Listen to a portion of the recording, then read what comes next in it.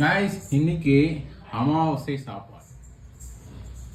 அமாவாசை சாப்பாடில் என்ன ஸ்பெஷல் பார்த்தீங்கன்னா கத்திரிக்காய், முருங்கைக்காய், கேரட் போட்ட சாம்பார். உருளைக்கிழங்கு பட்டாணி இல்லாமல் சாப்பிட முடியுமா? அதனால உருளைக்கிழங்கு பட்டாணியோட கொஞ்சோண்டு பொரியல், அப்புறம் உளுத்தம் வடை, மொறுன்னு உளுத்தம் வடை, அப்படியே கருக்கு முறுக்குன்னு சாப்பிடும் அப்பளம். இதாங்க இன்னைக்கு அமாவாசை ஸ்பெஷல். அமாவாசை சாப்பாடு தினமும் கிடைக்குமா? கிடைக்காது.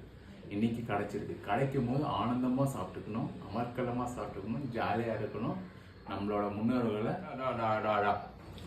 அமாவாசை சாப்பாடு தான் சாப்பாடுதாங்க.